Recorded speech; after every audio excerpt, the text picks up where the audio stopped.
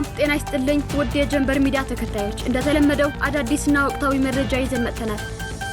ለቀናት ጠፍተው የነበሩት የትግራይ ጊዜያዊ አስተዳደር ፕሬዝዳንት ሌተናንት ጀነራል ታደሰ ወረደ ዛሬ ከዓለም የምግብ ፕሮግራም ተወካይ ጋር በኢትዮጵያ በመቀሌ ተገናኝተው ታይቷል። በኢትዮጵያ የዓለም የምግብ ፕሮግራም ተወካይ ዝላታን ሚሊሲች ትግራይን በማገገሚያ ላይ ትኩረት አድርገው የሰሩ መሆናቸውን ተናግረዋል። በዓለም የምግብ ፕሮግራም የሚከናወኑ ተግባራት ለማየት ወደ ትግራይ በመምጣት ደስተኛ መሆናቸውን ገልጸዋል። በትግራይ መልሶ ማቋቋም ላይ ማተኮራቸው እንደሚቀጥሉም ተናግረዋል። ከትግራይ ማህበራዊ ደህንነት ጋር በመተባበር የሚከናወኑ ስራዎች የኑሮ ሁኔታን ለማሻሻልና የማቋቋም አቅምን ለመጨመር ወሳኝ መሆናቸውም ተናግረዋል።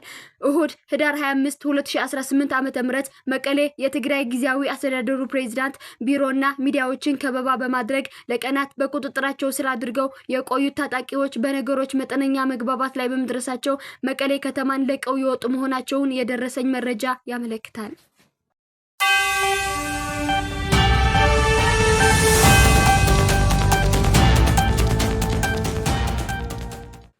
በሳውዲ አረቢያ በአስቸጋሪ ሁኔታ ውስጥ የነበሩ 2611 ኢትዮጵያውያን ወደ ሀገራቸው መመለሳቸውን የሴቶችና ማህበራዊ ጉዳዮች ሚኒስቴር ገልጿል። በዚህም በሳምንት ውስጥ በተደረገ 8 ዙር በረራ 28 ጨቅላ ህጻናትን ጨምሮ 2269 ወንዶችና 314 ሴቶች ወደ ሀገራቸው መመለሳቸውን ሚኒስትሩም ገልጿል። በሳውዲ አረቢያ በአስቸጋሪ ከነበሩና ወደ ሀገራቸው ከተመለሱ ዜጎች መካከል 73 የሚሆኑትን እድሜያቸው ከ18 ዓመት በታች የሆኑ ታዳጊዎች መሆናቸውም ታውቋል። ሚኒስቴር መስሪያ ቤቱ ከሚመለከታቸው ባለድርሻና አጋር አካላት ጋር በመቀናጀት ለተመላሽ ዜጎች በአየር ማረፊያና በማቆሚያ ማዕከላት ተገቢውን ድጋፍና እንክብካቤ ማድረግና ከቤተሰብ ጋር የመቀላቀል ስራ በትኩረት እየሰራ መሆኑንም ተናግረዋል። መስከረም 5 ቀን 2018 ዓ.ም በተጀመረው ዜጎችን ወደ ሀገር ቤት የመመለስ ስራ እስካሁን 27722 ኢትዮጵያውያን ወደ ሀገር መመለስ የሴቶችና ማህበራዊ ጉዳዮች ሚኒስቴር ባወጣው መግለጫ አስታውቋል።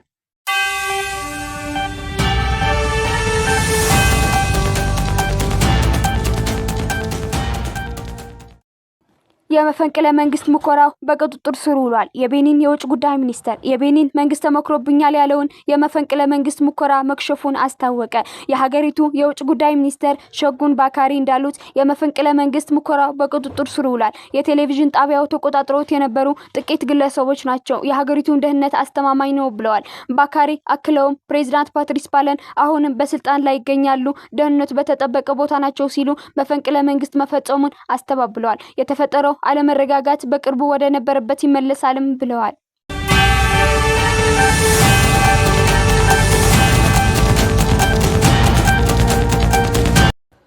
ቅዳሜ ዕለት በሶማሊያ ምክር ቤት ሞቃዲሾ የፓርላማ አባላቱ ከህግ ባለሙያዎች ጋር ቡጥ ገጥመው ታይተዋል። የግጭቱ ምክንያት አንድ መመሪያ ይጽደቅ በሚል የቃላት አለመግባባት እንደተከሰተም ታውቋል። ስለ ግጭቱ ከመንግስት አካላት እስካሁን መገለጫ አልተሰጠም። ወዚር መሐሚን ማያማ عاشكوس غلب كبرلمانكا هذا جبس على قداي عاشكوس غلب كبرلمانكا هذا جبس على قداي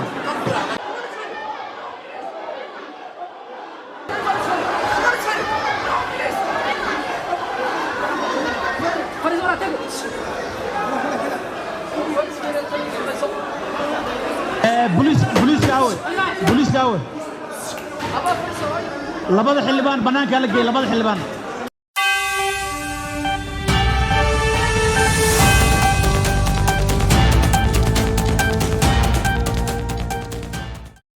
የዓለም አቀፍ እግር ኳስ ፌዴሬሽኖች ማህበር ፊፋ በዚህ ዓመት የጀመረውን የፊፋ የሰላም ሽልማት ለአሜሪካው ፕሬዝዳንት ዶናልድ ትራምፕ ሰጥቷል። የፊፋ የሰላም ሽልማት ለዓለም ሰላምና ደህንነት ለተጉ እንዲሁም አንድነትን ለማምጣት ለሰሩ ግለሰቦች የሚሰጥ አዲስ ሽልማት ነው። ዶናልድ ትራምፕ ለዓለም ሰላም ለማምጣት ለሰሩት ስራ ሽልማቱ እንደተበረከተላቸው የፊፋ ፕሬዝዳንት ጃያኒ ኢንፋንቲኖ በዋሽንግተን የተካሄደ በሚገኘው መድረክ ላይ ተናግረዋል። ዶናልድ ትራምፕ የፊፋ የሰላም ሽልማት የመጀመሪያው ተሸላሚም ሆኗል።